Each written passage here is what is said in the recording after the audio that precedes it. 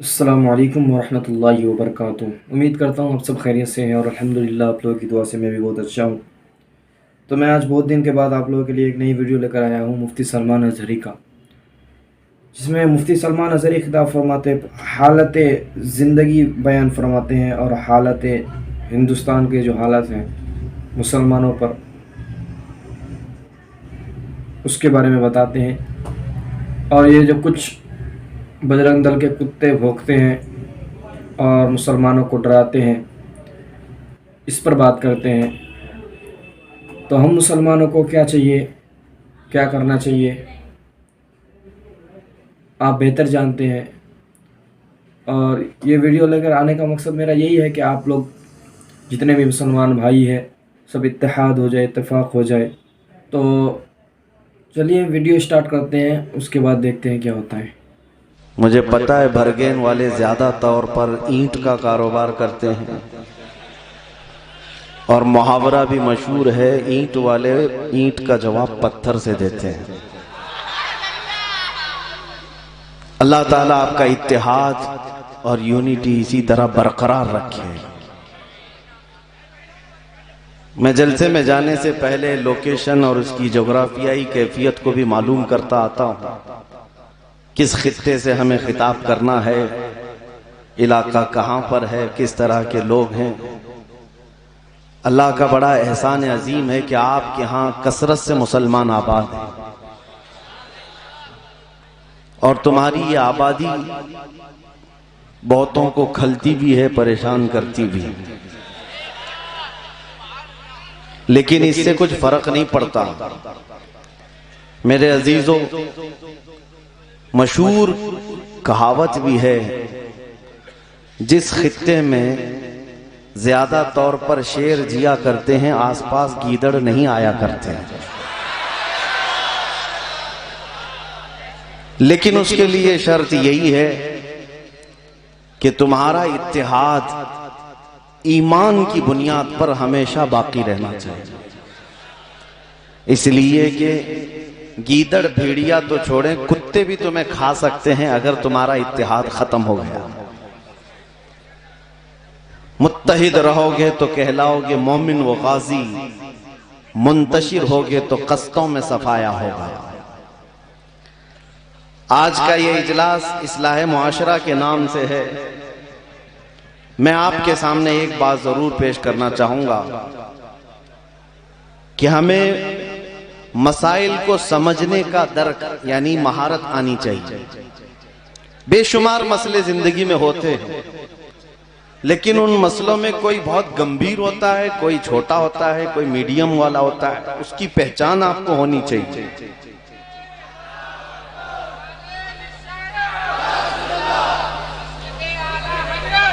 अजीज़ान गिरामी वक़ार,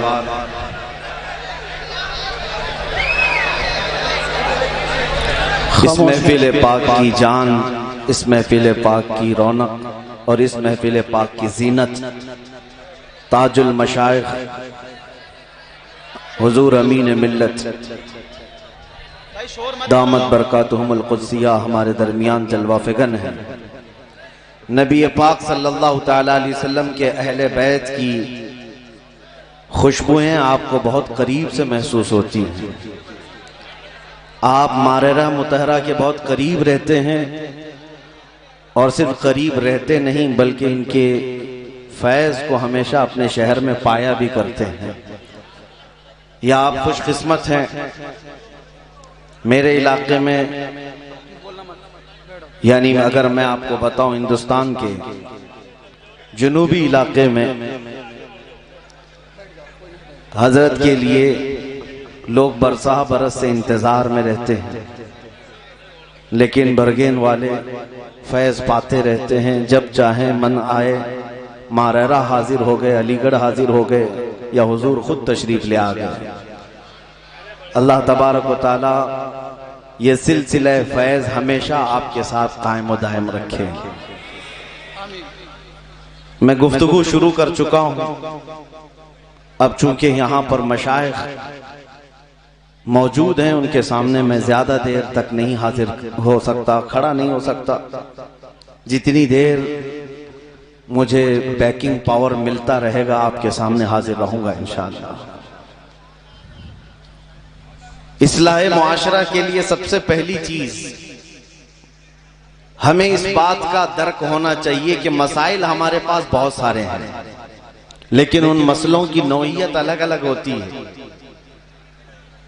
और मौका महल, ये भी तमाम चीजें इंसान को सबसे पहले ये सीखना चाहिए। अब आप जवान हो गए, इसमें से बहुत सारों की जवानी भी खत्म होने को आ गई। अगर वो अब तक मसाइल को समझ ना सके तो दुनिया में यूं ही आए थे और यूं ही चले भी गए। अजीजा ने गिरामी, आज के जो मसाइल हैं ये नए नहीं हैं, हर जमाने के हैं, हर जमाने के हैं, लेकिन इनकी शक्लें बदल जाती हैं, नाम बदल जाता है। आज बेशुमार मसाइल हैं तुम्हारे सामने गुफ्तगू करने के लिए। इसीलिए मैं कहता हूं कि मिसाल के तौर पर अगर कोई हमारे बारे में अभी आकर ये कहे मुआशरा तालीम में बहुत पीछे है, एक मसला है, बड़ा मसला है, इल्म से कोसों दूर वो उम्मत है जो पूरी दुनिया को इल्म देने के लिए आई। इस उम्मत का आज हाल ये कि इनमें गाने बाजे तमाशों की कसरत है, यहां पर फहाशी का दौरा है, बद अखलाकी आ गई है, किरदार नाम की चीज नहीं, ये सब मसाइल हैं। सूद का कारोबार हमारे मोहल्लों में, नशा सबसे ज्यादा बिकना और बेचना और करना और कराना हमारे मोहल्लों में। कितने मसाइल का मैं जिक्र करूं, लेकिन मैंने जो सबसे पहले आपके सामने बात अर्ज की वो ये है, जब मसाइल बेशुमार होते हैं तो इंसान को यह सोचना चाहिए कि मुझे फोकस किस पे करना है, किस मसले को मैं गौर से देखूं और किसका हल निकालूं। उसकी एक एग्जाम्पल मैं आपको देता हूं, मिसाल देता हूं। अल्लाह हजार बार ना करे किसी के घर में आग लग गई और आग के शोले पूरे घर को लपेटे में ले चुके हैं और आप किसी तरह से घर के अंदर जा चुके, आपका एक बच्चा घर के अंदर है, एक बच्चा जो अजीज जान है वो घर के अंदर मौजूद है, आग लगी है चारों तरफ से, आप अंदर चले गए, लेकिन जहां बच्चा है वहीं पर एक आपकी माल की, आपके सोने चांदी जवाहरात की, आपकी कमाई की अटैची भी मौजूद है, आग की लपेट में वो भी है। एक तरफ आपके पैसों का, माल का, सोने चांदी का सूटकेस है और एक तरफ आपका बच्चा भी है, दोनों भी आग की लपेट में है। अक्ल रखने वाले किसी भी इंसान से मैं पूछना चाहता हूं, जब भयानक आग लगी हो और आप बचा सकते हैं इसमें, तो पहले किसको बचाएंगे? अपने बच्चे को बचाएंगे। कोई भी यही जवाब देगा। इसलिए कि माल तो फिर कमाया जा सकता है, लेकिन जान बचाना जरूरी। ये वक्त की जरूरत को आपने महसूस किया, इसको कहते हैं जब आदमी इस तरह के मसाइल में घिर जाए तो वो फोकस किस पे करे, ये फैसला उसे करना होता है।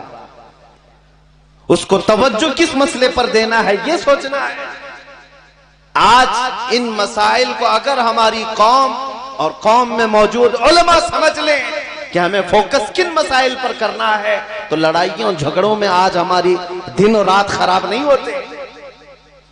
इसलिए कि मैं आपको बता रहा हूं मेरे अजीजों, आज हमारे किरदार की बेतरतीबी, हमारे इल्म का ना होना, हमारी औरतों की बेपर्दगी, बहुत सारे मसाइल हैं, आग लगी हुई है। लेकिन इन हजारों मसाइल में मैं आपको बताता हूं सबसे बड़ा मसला जिस पर फोकस करना चाहिए वो इज्जत रसूल पाक है, वो नामूस रिसालत का मसला है। नबी करीम सल्लल्लाहु तआला अलैहि वसल्लम की इज्जत पर जब हमला हो तो यूं समझ लें कि हमारी सिर्फ नहीं पूरी कायनात की जान पर हमला।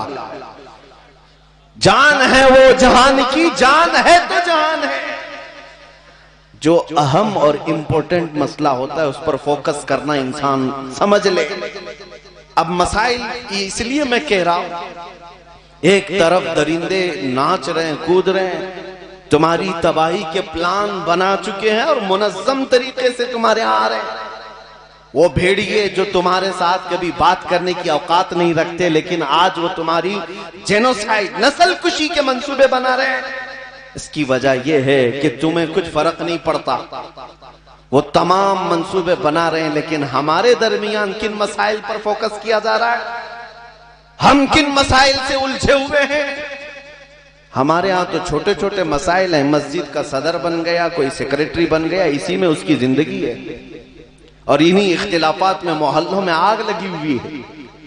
एक बात याद रखो मेरे अजीजों, इन छोटे मसाइल पर जितने उलमा भी उलझे हुए हैं, मैं किसी को खास तौर पर निशाने तनकीद नहीं बना रहा, लेकिन ये मैं जरूर कहता हूं कि मसाइल आप ही इस्लाह करेंगे, उलमा ही इस्लाह करेंगे। जिन चीजों में बेतरतीबी आप ही सही करेंगे, लेकिन हर तरतीब देने का एक वक्त होता है, किस वक्त क्या करना चाहिए। जामिया अशरफिया मुबारकपुर में हमारे एक उस्ताद थे और फरमाया करते, वो बहुत अच्छा मुहावरा था। कहते कि बेटा जिंदगी में ताजमहल नहीं देखे तो कोई बात नहीं, मौका महल जरूर देखना,